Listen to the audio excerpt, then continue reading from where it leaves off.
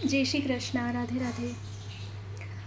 આજે આપણે છે ને અડદની કઢી કેવી રીતે બનાવે, ખાટા અડદ જેને કહીએ, થોડીક અલગ રીતે છે, તો એ આપ સાથે શેર કરું છું. તો અહીંયા માપમાં 1 કટોરી અડદ લીધા છે.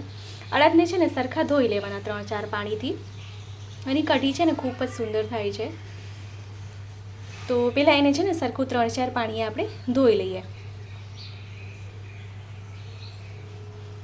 તો મને છે ને વૈષ્ણુએ કીધું કે પહેલાં જે મકાઈની બરફી શેર કરી છે એ અનસખડીમાં આવે. તો એ સામગ્રી છે ને મેં સામગ્રી આપ સાથે જેટલી બી સામગ્રી હું શેર કરું છું બધી સામગ્રી પુસ્તિકામાંથી જ જોઈને શેર કરું છું. બસ ફરક એટલો જ છે કે એમાં માપ વધારે છે અને મારું માપ ઓછું છે, બસ એટલું જ ફરક છે. ને એ દૂધ ઘરની સામગ્રીમાં છે એટલે મેં દૂધ ઘરની સામગ્રીમાં શેર કર્યું છે.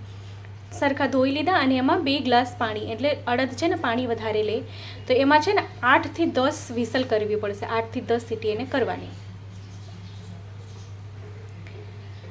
તો અહીં છે ને 10 સીટી કર્યા છે મેં, એમાં 10 વિસલ કરી છે. તે પછી આપ અહીં જોશો ને તો અડદ બધા સુંદર ચડી ગયા છે. આ જો એકદમ સુંદર, કારણ કે અડદને વાર વધારે લાગે. તો એને હવે સાઈડ પર મૂકી દઈએ આપણે. અને છે ને ખાટી છાશ લેવાની છે. હા, એકદમ ખાટી છાશ લેવાની છે. આપણે જે ઢોકળા માટે ખાટી છાશ વાપરતા હોઈએ ને એ જ વાળી લેવાની છે. તો અહીં છે ને 2 ગ્લાસ મેં ખાટી છાશ લીધી છે અને સામે 3 ચમચી ચણાનો લોટ છે. આ ચણાના લોટને છે ને શેકી લેવાનું છે જરાક. અને આને છે ને ઘોલ બનાવી લેવાનું છે એનો. તો આમાં થોડુંક જલ પધરાવીને એનો એક ગોલ બનાવી લઈએ. આમાં ગાંઠા થઈ જાય એટલે એને શું કરવાનું, ગયણી હોય ને ગયણો, એનાથી ગાળી લેવાનું. તો ગાંઠા બધા આમાંથી નીકળી જાય. આમાં શેકવાનું કારણ શું છે કે શેકવાથી શું તેનો સ્વાદ અને ટેક્સચર ખૂબ જ સુંદર આવશે અને કચાશ નહીં લાગશે કઢીમાં.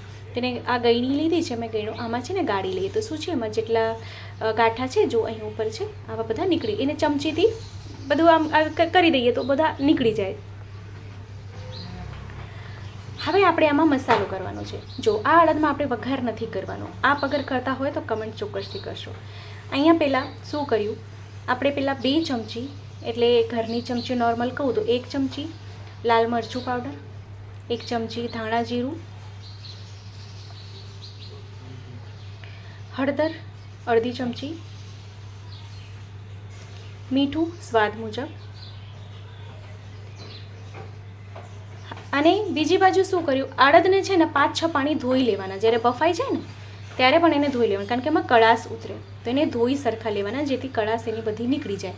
પછી આપણે જે કઢી તૈયાર કરી છે, જે ગોલ તૈયાર કર્યો છે છાશનો, એમાં અડદને એમાં અંદર પધરાવી દેવાના.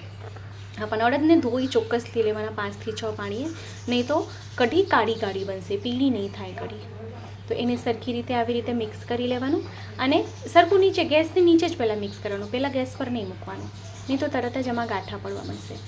અને 8 થી 10 મીઠા લીમડાના પાન સરખું મિક્સ કરીને એને પછી આપણે ગેસ પર મૂકી દઈએ. હજી આપણે આમાં કલર નહીં દેખાઈ રહ્યો હશે, પણ જ્યારે કઢી ઉકળશે ત્યારે એનો કલર ખૂબ જ સુંદર આવી જશે. તો જો ચેનલ પર નવા હોય તો ચેનલને સબસ્ક્રાઈબ ચોક્કસથી કરશો. કમેન્ટ બોક્સમાં કમેન્ટ કરીને જણાવશો કે વિડીયો આપને કેવો લાગ્યો છે. તો એ કઢી જો ઉકળવા માંડી છે, આપ જો એનો રંગ આખો બદલાઈ ગયો, ખૂબ સુંદર એનો રંગ આવ્યો છે. તો 5 મિનિટ કઢી ઉકળી જાય પછી ગેસને બંધ કરી દેવાનું, કારણ કે આપણે છે ને ચણાના લોટ શેકીને જ લીધા છે એટલે એને વધારે વાર ઉકાળવાની નહીં. તો ખૂબ સરસ અને સુંદર અડદની કઢી, ખાટા અડદ સિદ્ધ થઈ ગયા છે. તો આપ એને રોટલાની સાથે અથવા રોટલાની સાથે વધુ સરસ લાગે છે. તો આ સુંદર કઢી સિદ્ધ થઈ ગઈ છે. હવે આપણે ગેસની ફ્લેમને બંધ કરી દઈએ. જો વિડીયો ગમ્યો હોય તો લાઈક જરૂરથી કરશો અને આપ આ કેવી રીતે સિદ્ધ કરો છો મને કમેન્ટ ચોક્કસથી કરશો.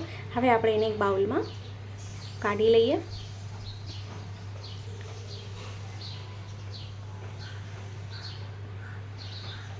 તો આપ સખડીમાં ધરી શકો છો, જેના ઘરે સખડી ભોગના ઠાકોરજી બિરાજે છે સખડીમાં ધરી શકે છે.